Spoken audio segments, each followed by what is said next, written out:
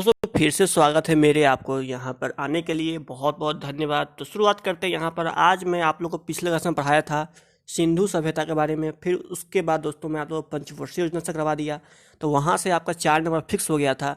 अब दोस्तों यहाँ जो है आप लोगों को बताने वाला हूँ गंगा के बारे में, यमुना के बारे में। इसमें भी दोस्तों आप लोग का 3 नंबर फिक्स है। तो कुल मिलाकर दोस्तों आप लोग का कहे तो यहाँ पर देखिएगा तो आप लोग के यहाँ से 4 से 5 नंबर तो फिक्स यहाँ से हो गए। तो कुल मिलाकर दोस्तों मैं आप लोग का ऑलरेडी पहले से ये क्लास करने के बाद 10 नंबर की तैयारी आज मैं आप लोग करवा दिया हूँ। बस आप लोग को सीरियसली पढ़ने की ज़रूरत है और कुछ नहीं दोस्तों। सीरियसली पढ़ोगे तो आप लोगों को हो जाएगी। तो ये क्लास कर लोगे तो फिर 10 नंबर की तैयारी आपकी जीके में समझो हो गई। बस दोस्तों 1-2 बार रिविजन करते रहना। PDF के लिए पता ही है आप लोग को आनी पड़ेगी मेरे ग्रुप में। पेड ग्रुप है, पेड के लिए 20 रुपीज़ पे करनी पड़ेगी। अगर PDF नहीं चाहिए कोई दिक्कत नहीं, आप यहीं से पढ़ लो, यहीं से लिख लो, मुझे इसकी कोई आपको ज़बरदस्ती नहीं है। ठीक है दोस्तों, मैं बता दूं फिर से, मैं वही पढ़ाता हूं जो एग्जाम में आप लोग को आएगी और मैं आपको रिवीजन करवा रहा हूं। बस जहां जहां से मार्क्स आने वाली है वही वही बताऊंगा। शुरुआत करते हैं। तो सबसे पहली बात करते हैं, यहाँ से देखिएगा यमुना गंगा की सबसे लंबी सहायक नदी है। बहुत इंपॉर्टेंट, याद कर लेना। पूछ दिया गंगा की सबसे लंबी और सहायक नदी कौन सी है? यमुना है। भारत के सबसे दक्षिण में स्थित नदी कौन सी है? वैगई। ठीक है, वैगई नदी जो है भारत के सबसे दक्षिण में स्थित है। और ये इतना फेमस क्वेश्चन है कि एग्जाम में इतनी बार आ चुकी है और हर बार स्टूडेंट छोड़ के चले आते हैं। बांग्लादेश में गंगा नदी को क्या कहते हैं? पद्मा कहते हैं। बहुत इंपॉर्टेंट क्वेश्चन है, पद्मा कहते हैं। क्या कहते हैं दोस्तों? पद्मा कहते हैं। बहुत इंपॉर्टेंट क्वेश्चन है। अब आ जाते हैं, यहाँ देखिएगा कि गंगा एवं ब्रह्मपुत्र की संयुक्त धारा मेघना कहलाती है। गंगा एवं ब्रह्मपुत्र अगर मिल जाए साथ में तो उसकी संयुक्त धारा को हम लोग मेघना बोलते हैं। मतलब इसको पढ़ने के बाद आप लोग की नदी की प्रॉब्लम सॉल्व हो जाएगी।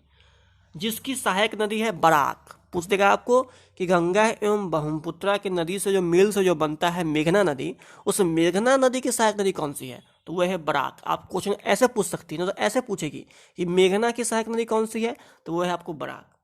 अब आगे आते हैं दोस्तों यहाँ पर नेक्स्ट क्वेश्चन। ब्रह्मपुत्र नदी, देखिएगा ब्रह्मपुत्र नदी पर असम में विश्व का सबसे बड़ा नदी द्वीप माजुली स्थित है। क्या स्थित है दोस्तों? तो माजुली स्थित है। बहुत इंपॉर्टेंट क्वेश्चन, बहुत बार एग्जाम में आया है दोस्तों। अब आते हैं दोस्तों, यहाँ देखिएगा विश्व की सबसे बड़ा डेल्टा कौन सा है? सुंदरवन का डेल्टा, सबको पता है। का ये नहीं पूछेगा आपको, ये पूछेगा का निर्माण किस नदी से हुआ है? गंगा और ब्रह्मपुत्र की नदी से मिलकर बना है सुंदरवन। ब्रह्मपुत्र को तिब्बत में क्या कहते हैं? सांगपो। बहुत इंपॉर्टेंट क्वेश्चन। ब्रह्मपुत्र को तिब्बत में सांगपो, अरुणाचल में दिहांग और असम में ब्रह्मपुत्र। ये बहुत इंपॉर्टेंट क्वेश्चन है, पूछेगा ब्रह्मपुत्र नदी को ब्रह्मपुत्र किस राज्य में कहा जाता है? तो असम में कहा जाता है।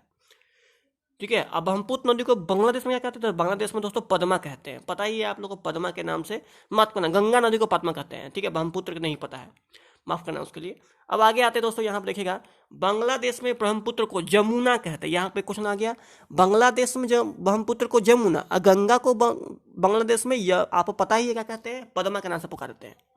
द भारत की गंगा कावेरी नदी को कहता है। किस नदी को द भारत की गंगा कहती है? तो कावेरी नदी को द भारत की, द इंडियन नेवर के नाम से, रिवर के नाम से पुकारी जाती है। अब आगे आते हैं दोस्तों, यहाँ देखिएगा प्रायद्वीपीय भारत की सबसे लंबी नदी कौन सी है? गोदावरी है। और दूसरी सबसे लंबी नदी कौन सी है? कृष्णा है। कौन सी है गाइज? तो कृष्णा आपकी दूसरी सबसे लंबी नदी है। गोदावरी को वृद्ध गंगा या फिर दक्षिण गंगा कहा जाता है। बहुत इंपॉर्टेंट क्वेश्चन। किस नदी को वृद्ध या फिर वृद्ध गंगा या फिर दक्षिण गंगा के नाम से कहा जाता है? तो आपको गोदावरी नदी को। जिसका उद्गम स्थल कहाँ से है? तो ये गोदावरी कहाँ से निकलती है? नासिक से निकलती है। और यही सब याद नहीं करते हो तो एग्जाम में नंबर नहीं आती है आपकी। महाराष्ट्र के निकट त्र्यंबक गांव की पहाड़ी में है। नदी द्वारा लाए गए अवसाद का जमाव जब मुहाने पर होता है तो डेल्टा का निर्माण किसका होता है?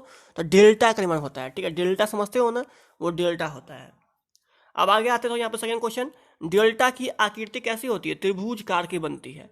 जो नदी डेल्टा नहीं बनाती है उसके मुहाने को हम लोग एस्चुअरी कहते हैं, ज्वार या फिर नदमुख भी कहते हैं।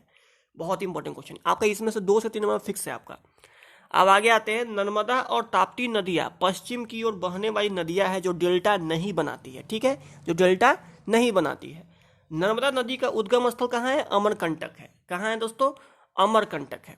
देखो इसका एक ट्रिक याद करने का, हम लोग ऐसे याद करिए, जो मर्द होता है वो हमेशा अमर होता है। ठीक है, मैं ट्रिक अपना ट्रिक है यार दोस्तों। ठीक है, इसको बुरा मत मानना। तो मर्द अमर के नाम से हम डिनोट करके याद कर लेते हैं कि हाँ भाई नर्मदा है मतलब नामर्द, और अमरकंटक मतलब अमर। समझ रहे मेरी बात? अब आगे आते हैं, नर्मदा नदी की अधिकांशतः कहाँ बहती है? मध्य प्रदेश में बहती है। नदी के द्वारा की जाने वाली काट छांट की क्रिया क्या कहलाती है? अपर्दन तथा उसे जमा करने की क्रिया क्या कहलाती है?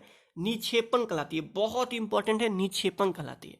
अब आगे आते हैं, नर्मदा नदी को गुजरात का जीवन रेखा भी कहा जाता है। बहुत इंपॉर्टेंट क्वेश्चन, गुजरात की जीवन रेखा नर्मदा नदी को कही जाती है।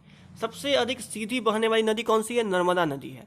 भारत में सबसे लंबी सहायक नदी यमुना नदी है। भारत में सबसे बड़ा नदी कौन सी है? बेसिन गंगा का है। ठीक है, गंगा का सबसे बड़ा बेसिन गंगा है। अब आगे आते दोस्तों, असम का शोक नदी, बहुत इंपॉर्टेंट अब आते हैं। असम का शोक नदी ब्रह्मपुत्र नदी। बिहार का शोक कोसी नदी। अब आगे आ जाइए दोस्तों, बंगाल का शोक दामोदर नदी। भारत की सबसे लंबी नहर इंदिरा गांधी नहर या फिर राजस्थान नहर भी कहा जाता है। ठीक है दोस्तों, ये था सिर्फ आप लोगों को नहर नहीं था, ये सिर्फ आपको नदी से रिलेटेड था। अब नहर वाली मैं कभी और बता दूंगा इसकी नेक्स्ट क्लास में। अब आते हैं दोस्तों, यह राजस्थान नहर सतलज तथा व्यास नदी से जल प्राप्त करती तथा हरिके बैराज से निकलती है। भारत की सबसे बड़ी कृत्रिम झील कौन सी है? गोविंद बल्लभ भाई पनसंगर। बहुत एग्जाम में आता है, एग्जाम में याद करना, पूछ देगा कि भारत की सबसे बड़ी कृत्रिम झील कौन सी है, जो उत्तर प्रदेश में रिहंद नदी पर बनाए जाते हैं और बांध से बना है। अब आगे आते हैं, मिट्टी का अध्ययन क्या कहता है? मिट्टी का अध्ययन पेडोलॉजी, झीलों का अध्ययन लिम्नोलॉजी, चट्टानों का अध्ययन पेट्रोलॉजी। सबसे अधिक उपजाऊ एवं सबसे अधिक मात्रा में पाई जाने वाली मिट्टी जलोढ़ मिट्टी कहलाती है। ठीक है, फिर दामोद मिट्टी के नाम से पुकारते हैं। पुरानी जलोढ़ मिट्टी को हम लोग क्या कहते हैं? बांगर के नाम से पुकारते हैं। नवीन जलोढ़ मिट्टी को खादर के नाम से। कपास की खेती के लिए काली मिट्टी उत्तम होती है, जिसे हम लोग रेगूर मिट्टी के नाम से भी पुकारते हैं। अब आगे आते हैं, काली मिट्टी का विस्तार महाराष्ट्र में सबसे अधिक होता है। तो ये थी दोस्तों आप लोग की क्वेश्चन, जहाँ से आप लोग को नदी के बेसिस पर दे दिया। ये पीडीएफ आपको क्लास जब आ जाएगी, आपकी लाइव आ जाएगी, तो मैं आप लोग को दे दूंगा। तो बस गाइज, आज की वीडियो में इतना ही था। आशा करता हूँ समझ में आई होगी दोस्तों। इसी तरह मैं धीरे टॉपिक बाय टॉपिक करके मैं आप लोग को 30 से 40 क्लास के अंदर में मैं जीके आप लोग कम करवा दूंगा और आप लोग की कंफर्म आप लोग के नंबर आ जाएगी, आप गारंटी रखिए। तो बस गाइज, लेता हूँ विदा। अगर वीडियो पसंद आए तो वीडियो को अभी लाइक करना है, शेयर करना, सब्सक्राइब करना है। गुड बाय, जय हिंद, जय भारत।